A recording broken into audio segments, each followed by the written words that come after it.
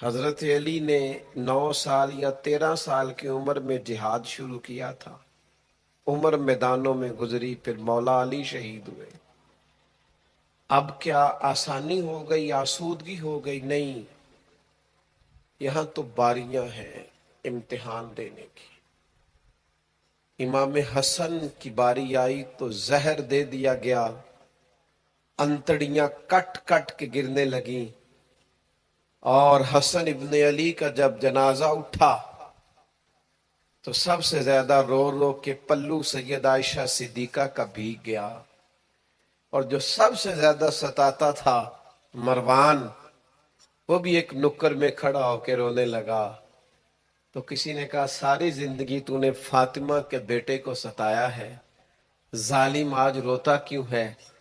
کہنے لگا میری مخالفت اپنے جگہ پر، جو اٹھ کے جا رہا ہے وہ رسول پاک کا مکمل نمونہ تھا. اس میں کوئی شک نہیں کہ صبر، رضا، استقامت، حسن عمل، حسن کردار، اخلاق عظیم یہ ختم تھے. تو یہ امتحان تو جاری رہا. امام حسین کی باری آئی، چھوٹے تھے، زیادہ لاڈلے تھے، زیادہ پیارے تھے. کچھ لوگ ایک کا لاڈ دیکھتے ہیں، کچھ کئیوں کے لاڈ دیکھتے ہیں. نانا کا بھی لاڈ دیکھا اور والدہ کا بھی دیکھا، والد کا بھی دیکھا، بہنوں کا بھی دیکھا، بڑے بھائی کا بھی دیکھا. حسین سب سے لاڈلے تھے. حسن کی بھی کیا بات ہے، امام علی مقام کی کیا بات، پر امام حسین سب کے لاڈلے تھے. لیکن جب امتحان دینے کی باری کربلا میں آئی تو اکیلے کھڑے تھے. نہ پشت پر نانا، نہ ہاتھ میں شیر خدا کی انگلی، نہ پلٹ کے جا کے ماں کے پلو میں چھپنے کا موقع، نہ حسن موجود ہے کہ بڑے بھائی سے مشورہ لے لیا جائے. کوئی نہیں. یہ کون ہے اٹا ہوا، غبار میں اٹا ہوا؟ یہ نبی کا نور عین ہے، یہ بالیقین حسین ہے اکیلے. اور باقی جتنے تھے وہ سارے چھوٹے تھے.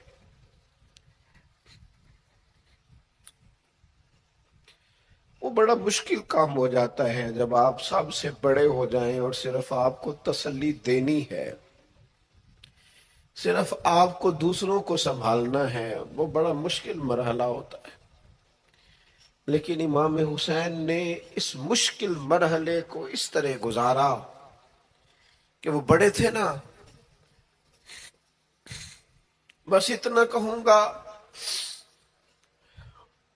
کہ حسین وہاں پر شکر کرتے تھے جہاں پر صبر مشکل تھا، وہاں پر شکر کرتے تھے جہاں پر صبر مشکل تھا. جہاں صبر مشکل سے ہوتا ہے وہ وہاں گردن جھکا کے کہتے تھے آمنا وصدقنا. ٹھیک ہے،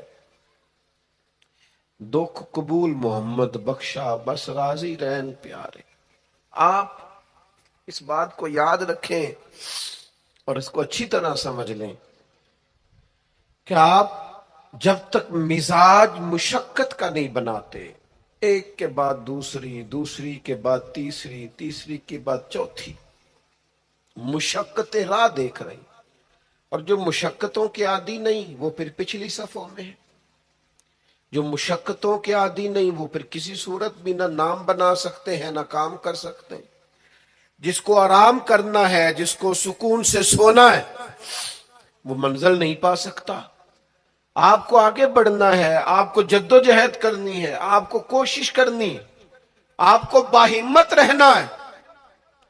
حضرت عمر سے کسی نے کہا تھا کہ میں آپ سے ملنا تو چاہتا تھا پر دوپہر کا ٹائم تھا، میں آیا نہیں، کہیں آپ سو نہ رہے ہوں. تو جناب عمر رو پڑے، فرمانے لگے سویا کرتا تھا کبھی، جب سے ابو بکر یہ چابیاں میرے ہاتھ میں دے گئے ہیں نا، تو دن کی بات کرتا ہے، میں رات کو نہیں سو پاتا، اٹھ اٹھ کے حضور کی امت کی خبر گیری کرتا ہوں، رت جگہ میرا نصیب بن گئے ہیں، آنکھوں کی نیند رخصت ہو گئی ہے، لہجوں میں آرام نکل گیا ہے۔ اور بھائی، جب آپ کو جد و جہد کرنی ہے، جب آپ کو آگے بڑھنا ہے، ذہن بناؤ یار، طبیعت بناؤ، آگے بڑھنا ہے، مشقت کرنی، نیند تھوڑی کم لینی ہے، زبان کے ذائقے مزے کے کھانے تھوڑے کم کرنے۔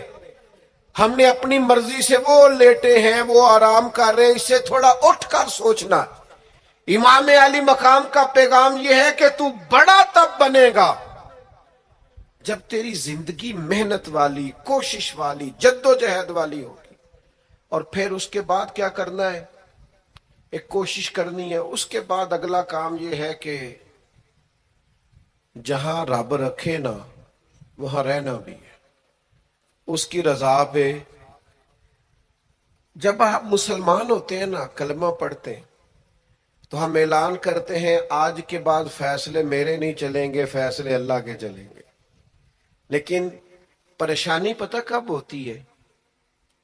جب ہم فیصلہ اپنی مرضی کا مانگتے ہیں۔ او بھائی، جب تو مالک کا غلام ہے، بندہ ہے، تو پھر دکھ کس چیز کا نام ہے؟ کسی درویش نے کہا تھا، دکھ کس چیز کا نام ہے کہ اللہ کی مرضی اور ہے اور تیرا ارادہ اور ہے۔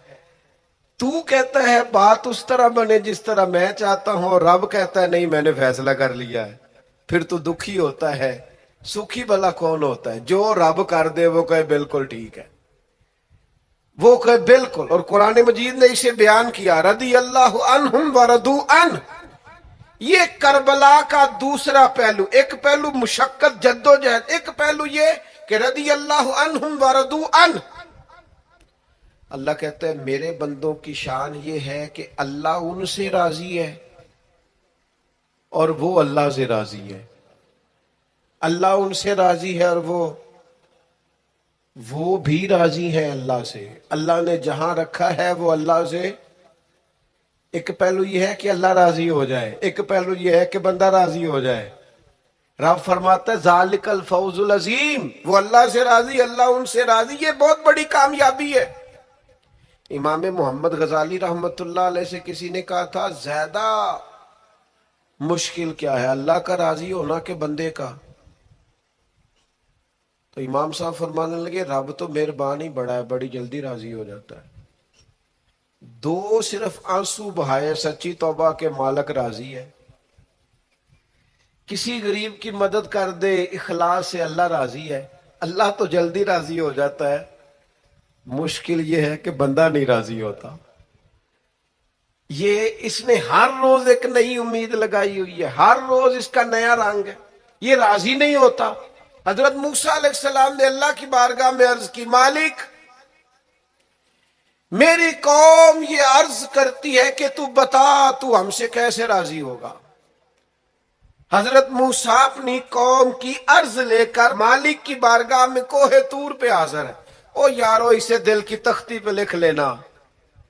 عرض کی، مالک میری قوم کہتی ہے رب کریم کے حضور عرض کریں کہ ہمیں بتائے ہمارا رب ہم سے کیسے راضی ہوگا۔ تو حضرت کلیم کہتے ہیں جب رب کی بارگاہ میں عرض کیا تو مالک نے فرمایا ان سے جا کے کہو وہ مجھ سے راضی ہو جائیں، بس وہ راضی ہو جائے میں بھی ان سے راضی ہو جاؤں گا۔ حضرت سیدنا عبداللہ ابن عمر رضی اللہ تعالیٰ عنہ کا صاحبزادہ بڑا سخت علیل ہو گیا۔ بچے بیمار ہو جائے تو تکلیف بڑی ہوتی ہے انسان کی طبیعت کو۔ حضرت عبداللہ ابن عمر کے بیٹے بڑے سخت علیل ہو گئے۔ جناب عبداللہ ابن عمر بڑے پریشان ہیں، کبھی ادھر جاتے ہیں کبھی ادھر جاتے ہیں، اس حکیم کے پاس، اس طبیب، سخت پریشان۔ آپ کے دوست احباب دیکھتے کہ حضرت عبداللہ ابن عمر بڑے سخت آزمائش میں، بیٹے کا انتقال ہو گیا، صحت نہ ہو سکی، اللہ کا حکم آ گیا۔ اب یہ جو انتقال ہے یہ ظاہر ہے بیماری سے زیادہ مشکل کام ہے، بیٹا چلا ہی گیا ہے۔ لیکن وہ لوگ کہتے ہیں جب ہم بعد میں تعزیت کرنے کے لیے گئے تو جناب عبداللہ ابن عمر کو بڑا مطمئن دیکھا. تو ہم نے عرض کی کہ حضور اس وقت تو صرف بیمار تھا تو آپ زیادہ تسلی میں نہیں تھے، اور اب آپ بڑے تسلی میں محسوس ہوتے ہیں، وجہ؟ تو فرمانے لگے جب تک میری ذمہ داری تھا نا میں پریشان تھا، اب خدا کے کرم اور رحمت کی جگہ پہ چلا گیا، اللہ کا فیصلہ آ گیا ہے، اور میں سمجھا ہوں کہ میرا رب اسے اپنی بارگاہ میں بلانا چاہتا ہے، لہذا میں پورے طور پر مطمئن، اب میں اللہ کی رضا پہ پوری طور پر راضی ہوں. میرے عزیز جب تک یہ رضا حاصل نہیں، کیا لطیف انداز ہے. وہ ہمارے ایک بڑے زبردست رائٹر تھے صاحبزادہ خورشید احمد گیلانی مرحوم، ان کا ایک مضمون چھپا ایک دفعہ، امت کا پہلا صوفی. تو وہ ٹائٹل دیکھ کر مجھے بڑی تجسس ہوا کہ کس کو، چونکہ ہم صوفیاء کی جماعت ہے، کس بزرگ کا تذکرہ کیا انہوں نے، امت کا سب سے پہلا صوفی. تو جب مضمون کھولا تو امت کا سب سے پہلا صوفی انہوں نے جناب صدیق اکبر کو قرار دیا. فرمایا یہ پہلے درویش ہیں اس امت کے، حضرت ابو بکر صدیق. حضرت ابو بکر صدیق علیل ہو گئے، بیمار ہو گئے، تو یہ دیکھیے ذرا ان کا انداز تصوف.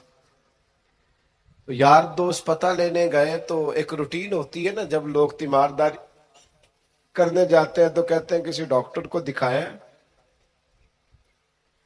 سب لوگ آپ کے گرد بیٹھے ہیں تو کہنے لگے ابو بکر طبیب کو دکھایا ہے؟ فرمانے لگے ہاں طبیب دیکھ گیا ہے، اور طبیب دیکھتا رہتا ہے. تو کہا پھر طبیب نے کیا کہا ہے؟ کہنے لگے طبیب نے کہا فعال لما یرید. طبیب نے کہا ہے بھئی جو میں چاہتا ہوں نا وہ میں کر دیا کرتا ہوں، جو میرا ارادہ ہوتا ہے پھر وہ میں کر دیتا ہوں. وہ طبیب مجھے کہہ گیا ہے، لہذا جو اس کا ارادہ ہونا ہے اس نے. اب وہ جو ارد گرد بیٹھے تھے وہ بھی تو صحابہ تھے نا، اس باریک بات کو فوراً سمجھ گئے، کہنے لگے اللہ تجھے جزا عطا کرے. او یارو، تھوڑے دن اگر سکھ سے جینا چاہتے ہو تو ایک ہی علاج ہے، ایک ہی، مالک کی رضا میں راضی رہو. نہ سمجھ آئے تو پھر کربلا والے امام حسین کی طرف دیکھنا، وہ نانا کے کندھوں پہ تھے پھر بھی بڑے خوش تھے، وہ ماں کی گود میں تھے پھر بھی بڑے خوش تھے، شیر خدا کی باہوں میں تھے پھر بھی بڑے خوش تھے، حسن کے ساتھ سفر حج پہ تو بھی بڑے راضی تھے. اور جس دن رجب کے مہینے میں مدینہ چھوڑ رہے تھے تو اس دن بھی کہہ رہے تھے مالک میں تیری رضا پہ راضی ہوں. اور حسین ابن علی رضی اللہ تعالیٰ عنہ نے ہمیں یہ معیار دیا ہے، جس دن شبیہ مصطفیٰ علی اکبر ان کے گھر میں پیدا ہوئے تھے حسین اس دن بھی بڑے راضی تھے. اور جب اللہ اکبر کہہ کے زخم کھا کے جناب علی اکبر گھوڑے سے زمین پر تشریف لائے تھے اور جوان بیٹے کو سہارا دے کر انہیں اٹھانا پڑے تھا، حسین اس دن بھی رب کی رضا پہ بڑے راضی تھے. اور جب چھوٹا سا بیٹا ان کی گود میں اس کی سانسیں اکھڑ رہی تھیں تو امام علی مقام اس وقت بھی اپنے رب کی رضا پہ بڑے ہی راضی تھے. حد ہو گئی. جس گلے کو محبوب چومتے تھے اس وقت بھی حسین راضی تھے، اور جب اسی گلے پہ خنجر چل رہے تھے تو امام علی مقام نے یہ نہیں کہا کہ مالک میرا اتنا امتحان، آخر میرے مسئلے کب حل ہوں گے، میری مشکلات کب حل ہوں گی، آخر کس وقت، یہ نہیں فرمایا، بلکہ یہ سارا کچھ سہ کے دونوں ہاتھ زمین پہ بچھا کے سجدہ شکر ادا کر کے کہا مالک جہاں تو رکھے حسین وہاں راضی ہے. حضور کی اولاد پر کبھی بحث نہ کریں. ان کے حوالے سے کبھی بھی کسی چیز کو موضوع بحث نہ بنائیں. آپ کو پتہ نہیں کہ رسول اللہ صلی اللہ علیہ وسلم کی اولاد تو وہ ہے اللہ تعالیٰ نے ہر ناپاکی اور ہر رجس ان سے دور فرما دیا. اپنے دل کو، اپنی قلبی واردات کو قائم رکھیں. نبی پاک کی اولاد کا اکرام ہمیشہ اپنے دل میں رکھنا اور جذبات رکھنا. سادات کے لیے، حضور کی اولاد کے لیے طبیعت کے اندر گنجائش رکھنا، اس میں کبھی کوئی کمزوری نہ دکھانا. اور دوسری بات یہ کہ ان سے سیکھنا. واقع کربلا جو ہے نا، وہ انسانی زندگی کے لیے بہت بڑی حرارت ہے. ہمارا ایک مزاج بن گیا ہے کہ ہم نہ مشقت کے قائل اور عادی نہیں رہے، سکون تلاش کرتے ہیں. اب تو ڈھیر سارے لوگ ایسے ہیں کہ ذرا کوئی مصیبت آئی نہیں تو ان کے ہاتھ پیر پھولنے شروع ہو جاتے. انجانا خوف اور بے مقصد قسم کی باتیں لوگوں کو ڈراتی ہیں.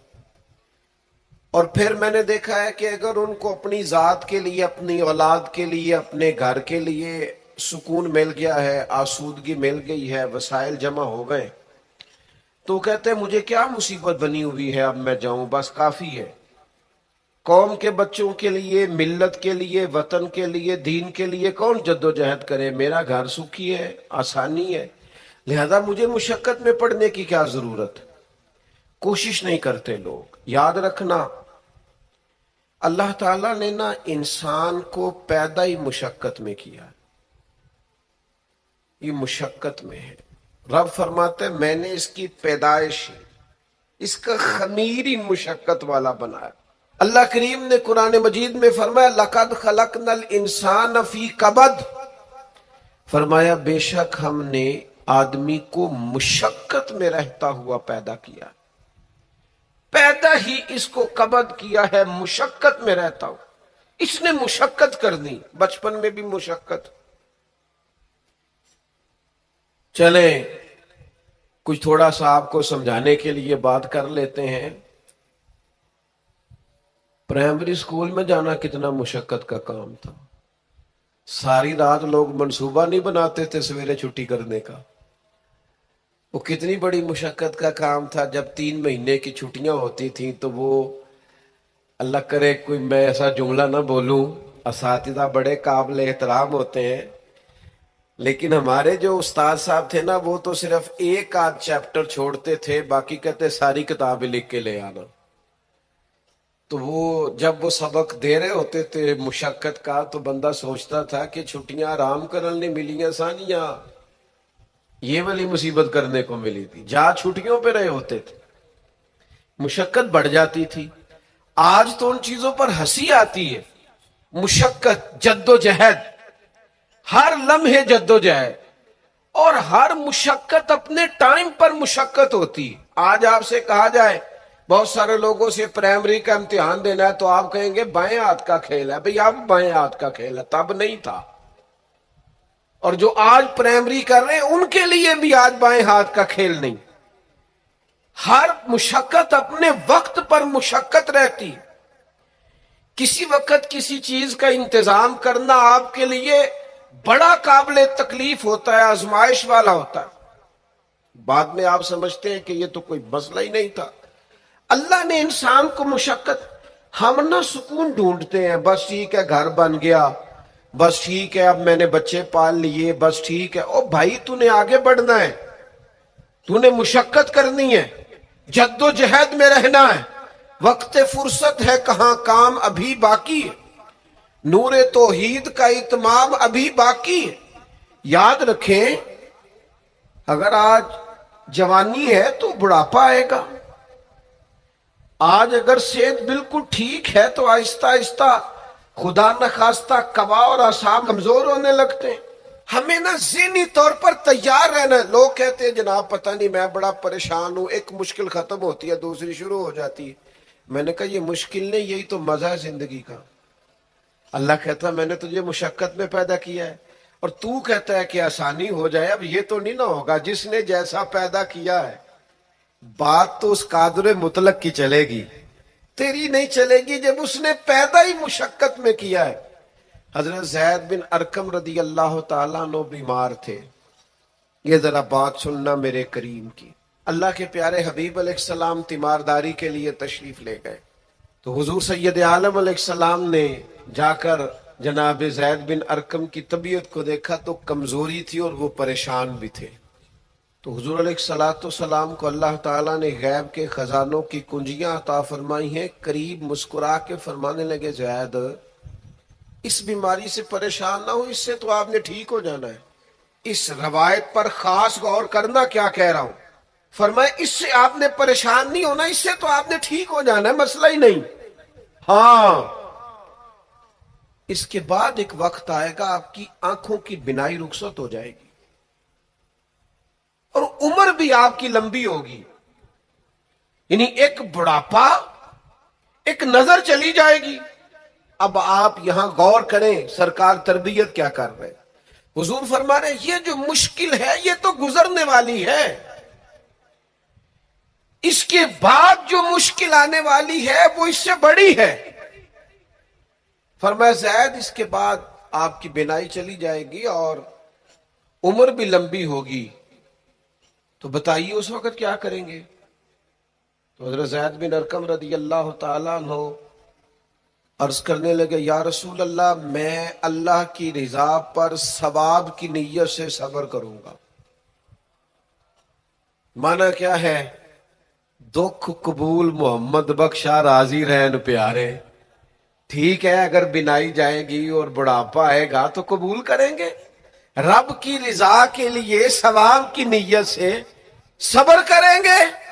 ایسے بھی کبھی دنیا میں میدان لگتے ہوں گے کہ بیماری آئے گی، بتایا جا رہا ہے اور پوچھا جا رہا ہے کہ تو کیا کرے گا، تو بتا رہے یا رسول اللہ صبر کروں گا، تو نتیجہ بھی وہیں بیان ہو رہا ہے. یعنی سارا سودا نقد و نقد.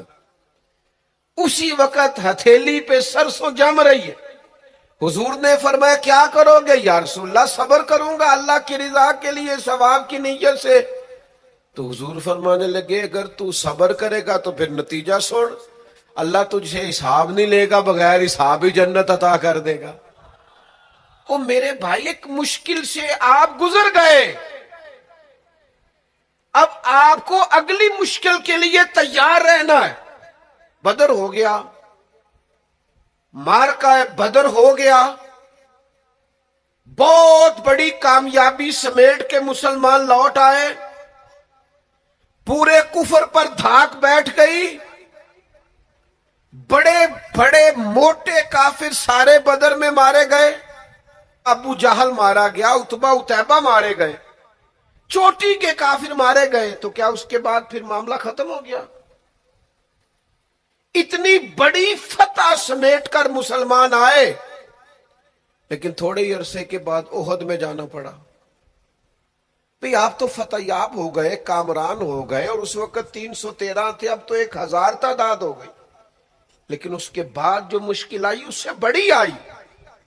70 صحابہ شہید ہوئے، سعد بن ربی شہید ہوئے، حضرت عبداللہ بن جہش شہید ہوئے، حضرت امیر حمزہ کا سارا وجود کاٹ دیا گیا، آنکھیں نکال دی گئیں، ہونٹ کاٹ دیے گئے. اس کے بعد جو مشکل آئی اس سے بڑی تھی، صبر سے برداشت کی. حالات ٹھیک ہو گئے؟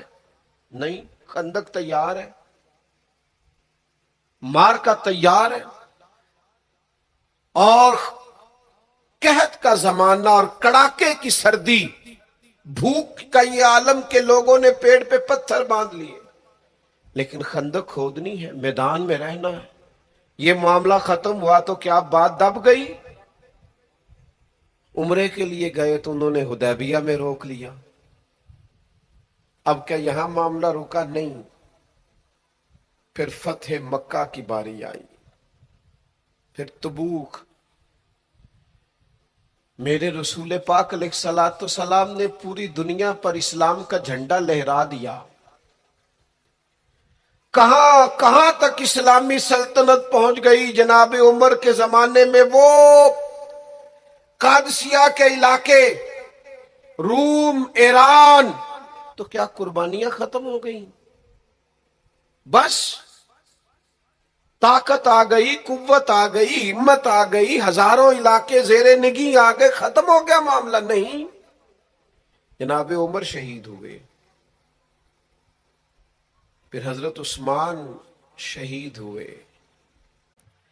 اتنا شکوہ ہے ہماری زندگی، آپ یقین کریں ان باتوں کی بھی دوست دعا کرانے آ جاتے ہیں جہاں دل کرتا ہے کہ انہیں سمجھائیں کہ یار نہ، کہیں تو ٹھہرنا اپنے رب کی رضا پہ۔ یار دیکھو چھوٹی بات نہیں، حضرت انس بن مالک کہتے ہیں 10 سال میں نے نبی پاک کے گھر میں نوکری کی ہے، 10 سال، 10 سال۔ 1 سال کے بعد لوگ اکتا جاتے ہیں، سارا پتہ چل جاتا ہے، اس کے بعد وہ چاہتے نہیں رہتی، بندہ پرانا ہو جاتا ہے، اکرام احترام اللہ ماشاءاللہ وہ نہیں رہتا۔ فرماتے ہیں 10 سال حضور کے گھر میں نوکری کی، پورے 10 سال، ایک دفعہ بھی رسول پاک نے اف نہیں کہا۔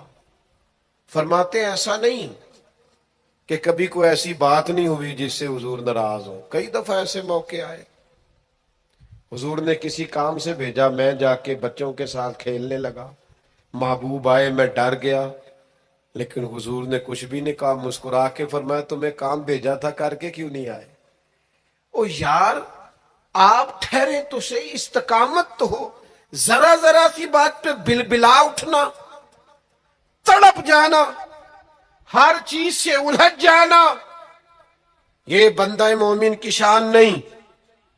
طاقتور زندگی گزارو، طاقتور۔ ایک تو یہ کہ مشقت کرنی ہے، دوسرا اللہ کی رضا پہ راضی رہنا، اور تیسری بات یہ سوچیں کبھی ذاتی قسم کی نہیں بنانی، سوچیں ملی قسم کی، قومی آفاقی سوچیں۔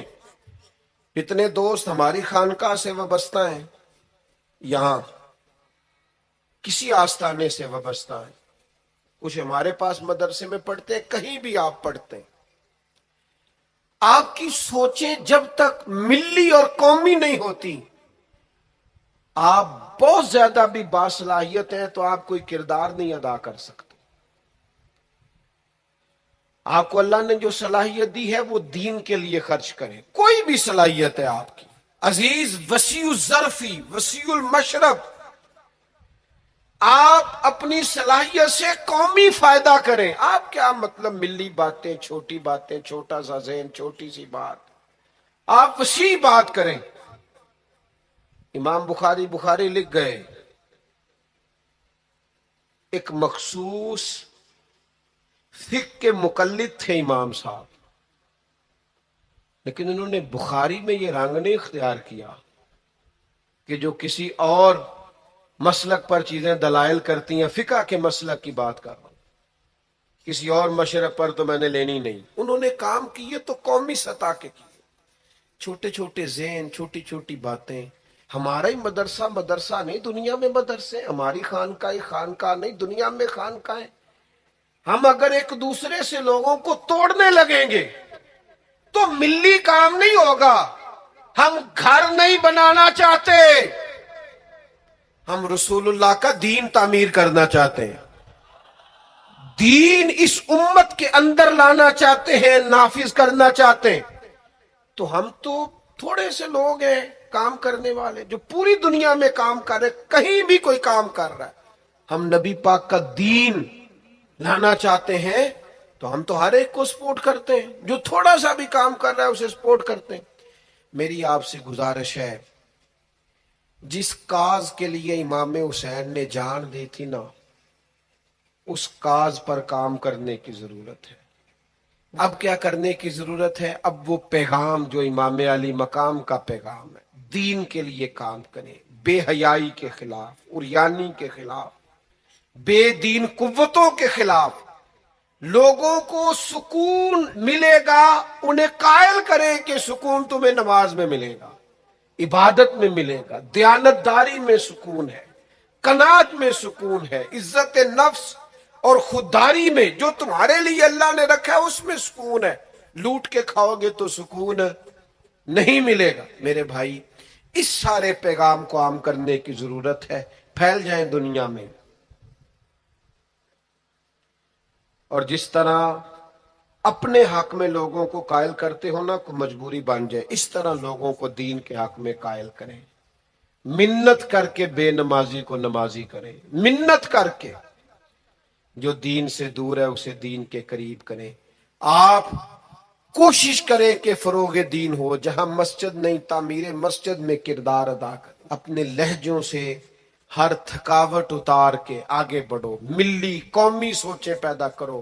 ہم نے اس وطن کو بھی تعمیر کرنا ہے، دین کے لیے ہم نے اپنے آپ کو پیش کرنا ہے جس حد تک ہو سکے، اور دین کی تبلیغ کا سب سے بہترین طریقہ یہ ہے۔ امام جعفر صادق سے کسی نے کہا تھا میں دین کی تبلیغ کرنا چاہتا ہوں، کیا کروں؟ پیغام امام حسین کانفرنس میں بات ختم کرتے وقت امام حسین کے پوتے کی بات سنا رہا ہوں، کہا حضور دین کی تبلیغ کرنا چاہتا ہوں، کیا کروں؟ فرمانے لگے دین پہ عمل کرنا شروع کر دے، یہ دین کی تبلیغ۔ آپ کا اچھا اخلاق یہ دین کی تبلیغ، آپ کا معاف کرنے کا جذبہ یہ دین کی تبلیغ، آپ کی خیر خواہی لوگوں کا بھلا کرنا یہی دین کی تبلیغ۔ صرف تقریر سے تبلیغ نہیں کریں آپ کا عمل اور کردار یہ دین کی تبلیغ ہے۔ آپ اپنا انداز زندگی بدل جائیں، انداز خوبصورت کر جائیں، یہ دین کی تبلیغ شروع ہو جائے گی۔ 3 باتیں آپ کی خدمت میں رکھی ہیں اس پورے گفتگو کا نتیجہ۔ ایک تو زندگی مشقت والی، محنت والی، جد و جہد والی۔ یہ جو نوجوان آرام ڈھونڈتے ہیں نا، سکون، اقبال کہتے ہیں لہو مجھ کو رلاتی ہے جوانوں کی تن آسانی، یہ تیار ہو جائیں۔ مشقت، جد و جہد، کوشش۔ اور دوسری بات، اس کوشش کے بعد بھی رب جو فیصلہ کرے رب کے فیصلے پر راضی رہیں، مقام تسلیم و رضا والی زندگی گزاریں۔ اور تیسری گزارش، سوچیں سطحی نہیں، ذاتی نہیں، عالمی سوچیں۔ میں بڑے درد سے یہ بات عرض کروں، لوگ اپنی ذات کے لیے دین کا استعمال کرتے ہیں۔